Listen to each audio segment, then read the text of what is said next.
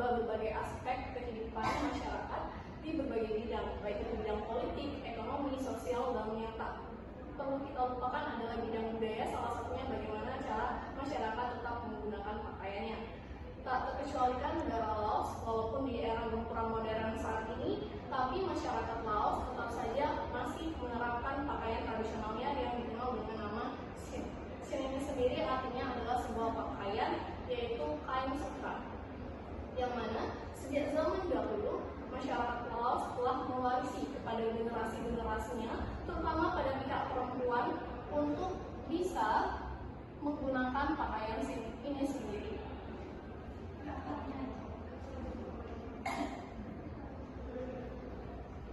Sin ini sendiri dari masyarakat Laos sejak zaman dahulu, anak perempuan itu sudah diwarisi sebuah keterampilan menenun. Mereka memiliki catatan sejarah bahwasanya ketika seorang perempuan bisa menenun, maka itu adalah sebuah satu tingkat lebih awal seorang perempuan dapat dinyatakan bisa menikah.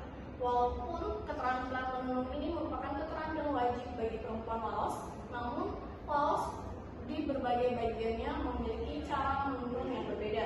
Contohnya di bagian Laos Utara itu mereka menenun menggunakan tangan. Lain hal di bagian Laos Selatan mereka menenun menggunakan kaki.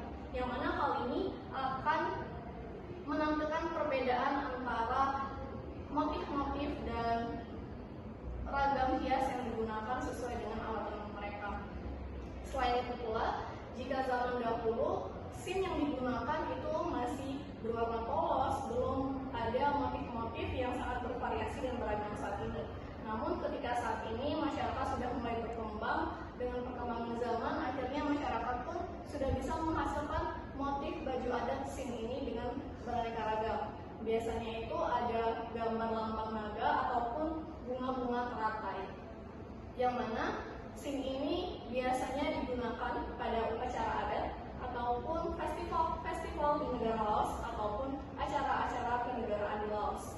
Selain itu juga pula pada zaman dahulu dikatakan bahwasanya ketika seorang perempuan ingin menenun, ada cerita unik bahwasanya mereka harus memelihara ulat sutra sendiri, yang mana ketika ulat sutra itu nanti sudah berkembang dan tumbuh, maka ulat sutra tersebut akan dijadikan sebagai kain sutra oleh para perempuan Laos tersebut.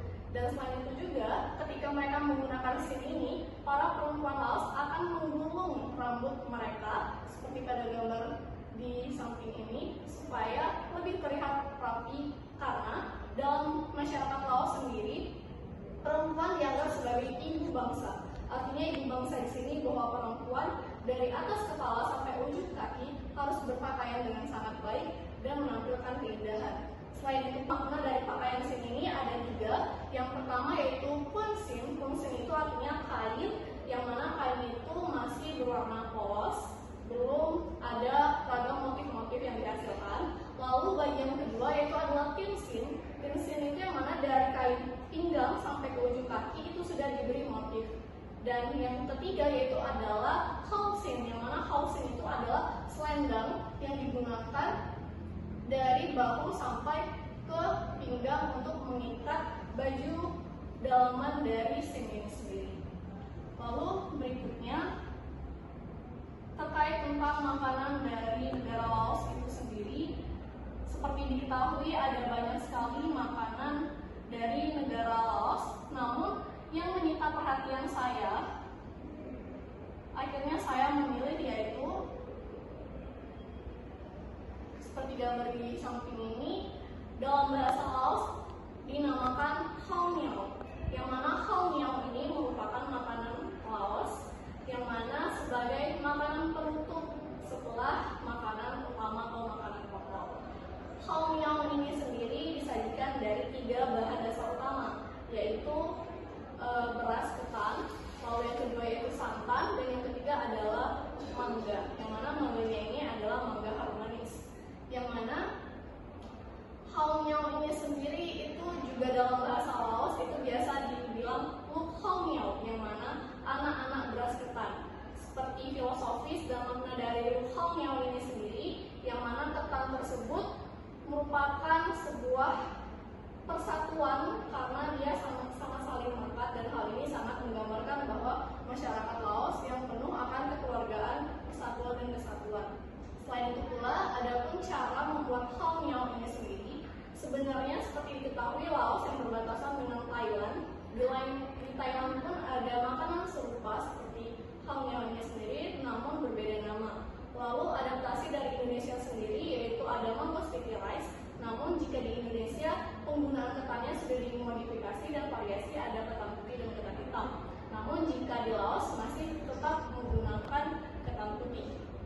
Adapun cara pembuatan dari hao niao ini sendiri, yang pertama yaitu kita kukus terlebih dahulu ketan tersebut dengan air mendidih, lalu kental.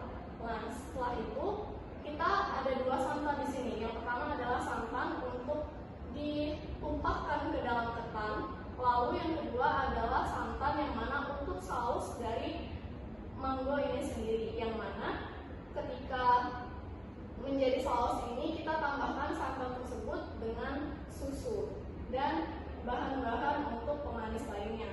Lalu setelah ketan masak dan saus santan pun sudah selesai, selanjutnya kita potong mangga itu sendiri sesuai dengan selera kita, baik itu mau kita potong persegi panjang ataupun sesuai dengan kemauan kita sendiri. Dan setelah itu hao niao sendiri bisa disajikan. Baiklah, saya rasa cukup sekian presentasi mengenai negara Laos yang saya bawakan, yaitu pakaiannya adalah sin dan makanan yang saya pilih yaitu adalah hao niao. Mohon maaf apabila terdapat kesalahan dan